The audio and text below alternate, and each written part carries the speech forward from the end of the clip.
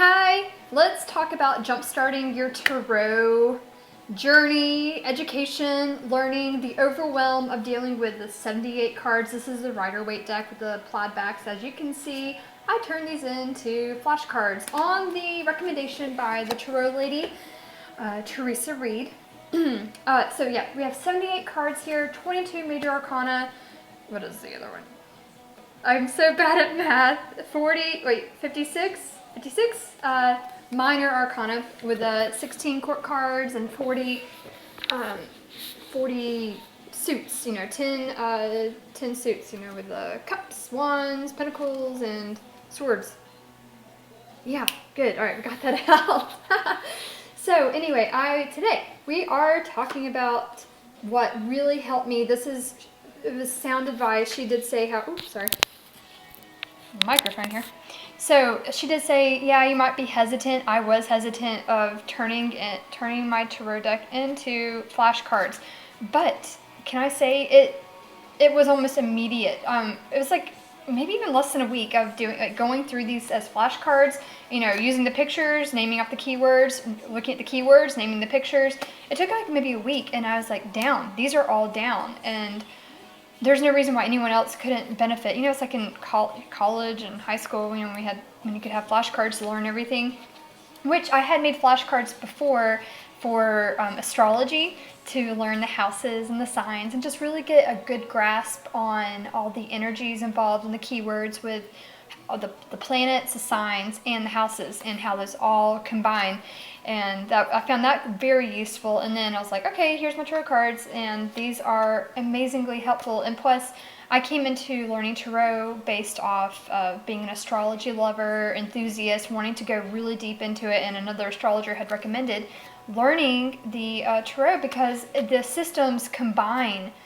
It's almost eerie how beautifully they combine, and it's like logical, gorgeous, and it's just nuts how awesome they are, and how it all combines with the spiritual journey, the life journey, our everyday lives, our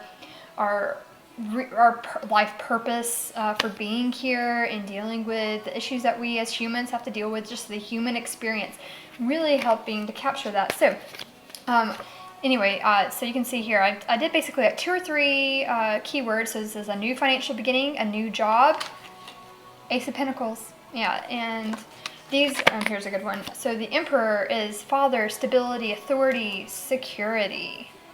Obviously, there's so much more, but, like when you're jumping into this, again, this is 78 cards. This can be overwhelming.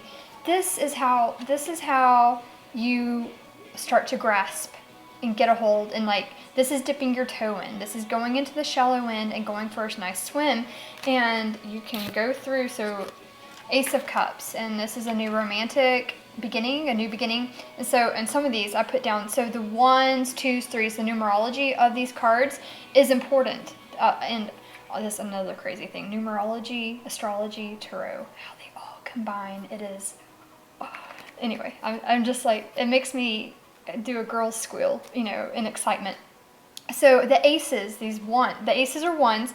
These are all about the new starts in the suit. So cups are our emotions. Obviously, if anyone's already watching this based on, I'm speaking to the people that are wanting to learn about tarot and learning this big mystery, this overwhelming new discipline I kind of want to get into. It's super easy to actually get into. Don't be overwhelmed. So here's the 9 of Cups. This is contentment, wish fulfillment, the sitting pretty. You're in a good place at the moment. Abundance, especially dealing with the emotional abundance and contentment. So the 9s are about completion. So the 9 of Wands, the 9 of Swords, there is some sort of completion and almost not integration, but I guess it depending on the card. But if you can get very familiar with these keywords, there's a 4 of Pentacles, financial stability, possessiveness. This could be also control. Once you get a really good, comfortable place with the keywords, you can, you're a romantic young male, you can where am I going with that? Oh, you can, sorry. Once you get a good grasp of these cards and the major keywords, you can go into totally deep, you can just go deeper with it. Deeper meanings, and you're scratching the surface with these keywords, and then you can just go as deep as you want and just see all the different perspectives. And honestly, with my journey, every new tarot deck I've purchased, Rider-Waite clone or hybrid, the artist's meanings on their cards, even if you don't have a good guidebook with it, you can really capture a whole new perspective, and it just adds more flavor. It's like, okay, like you're making a soup, so these are the main keywords for the card. You know, here's the main ingredients you need, and then different spices will add totally new dimensions. So yeah, you'll get totally new dimensions, perspectives, meanings on these cards, where they actually, like, all the juiciness of them will come forth. Like, this is like a really good meal without salt right now. Ooh, I like that. Yeah, it's like, I'm really bad about, I never add enough salt. So it's like, yeah, you need to, here's the bare bones of the matter, and then you're going to be adding much more flourish with the more you go into the learning the tarot cards. So the tens, so you saw the nines were about completion, tens are about completion with a new beginning. And then the Ten of Cups is obviously like ultimate emotional harmony, fulfillment, and you can happy ending. And you'll see, like, lots of them have rainbows. I was trying to see if there's another court card. So here we go with the Page of Pentacles. This I put down on here. So new financial beginning, news about money, very studious young person. That's a good place to start. So especially with the court cards, they can give a little bit more trickiness in that they can represent, represent an actual person, represent an energy you need to embody, represent a new start about something, especially with the pages. So yeah, all the court cards, kings, queens, pages and knights, represent an action you need to take, an energy or persona you need to embody, or someone who can help you, or represent another person. And here's a major arcana of the Star, and so this one's hope, health, wishes fulfilled. And then if you are learning astrology, or if you like astrology, I totally recommend start implementing. So this is Aquarius. All the major arcana, there's 22 major arcana, that represents the planets, all the planets, and all the signs, the constellations. And it's gorgeous. And actually, you know, right now on my Instagram account, I'm just now about to start on the 3s. I'm kind of just going slow. But all the suits, the minor arcana, these all represent different planets in different signs. So the cups will all be water signs. So I don't know what the Six of Cups is. I don't know which planet. But you'll even notice some tarot decks will have the planetary symbols with the signs. So you'll know what the energy is being embodied. And it might not necessarily be Rider-Waite, but it still, you know, just gives an extra layer for those people that, you know, if you're interested. Obviously, it's not necessary. The same way, like, reading reversals is not necessary for a good reading. But, you know, if you want more, go for it. Go for it. So the Two of Cups, alright, so the twos are about choices, unions, and then the Two of Cups itself is romance, attraction, partnerships, connections, you know, emotional base, soul level connections. Yeah, you can't go wrong. And see here, well, with the Six of Cups, it was, you know, sixes, balance, harmony. That's the general idea for all the sixes. So you can see that, like, once you get to, like, connect it, you'll be able to tell, like, oh, that's what all that is. That's how all this means, or what all of it means. So, and then I love this card, the Eight of Pentacles. There's the hard work. That's rewarding, job well done, apprenticeship, getting lost in your work, because it's so good, you know, like the artist creating, you know, like, it's like when you sit down to do something that you're passionate about, and then you look up and it's been like 4 hours, but it hasn't felt very long. Like, that's the energy of this card. But anyway, yeah, it might hurt your feelings to kind of like destroy a deck, but I have not replaced, I do not have another traditional Rider-Waite, but I still love using the traditional Rider-Waite, so I'm still using this deck to read with. I just don't really look at the cards when I'm cutting. I kind of either close my eyes or look up. But don't let that stop you from making these flashcards, and really just get a jump start. And then from there, once you get a really good grasp, you can start doing 3-card spreads.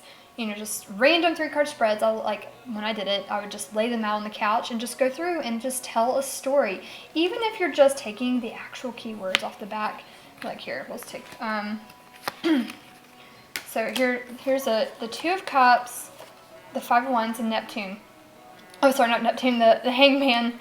Sorry, I was like, I obviously do the astrology connotation. So this could be, you know, you're going to have a choice between connecting with somebody else or having a partnership, and this might cause some competition. This will cause, something will be introduced, so it's like the keyword here, new element to introduce, competition. This might cause an issue for you to have to integrate because of it, and you might just want to learn how to go with the flow. I misspelled it, but it's about waiting, suspension, and sacrifice with the Hangman. So you're just kind of like, even though this is causing some sort of like turmoil, just going with the flow. So I hope that helped you. Learning, doing those, like practicing 3-card spreads and just reading out a story can really help you grasp a meaning. And then that will be your jumping off point to start reading for yourself. And I'll say, just start reading and journaling like a madman.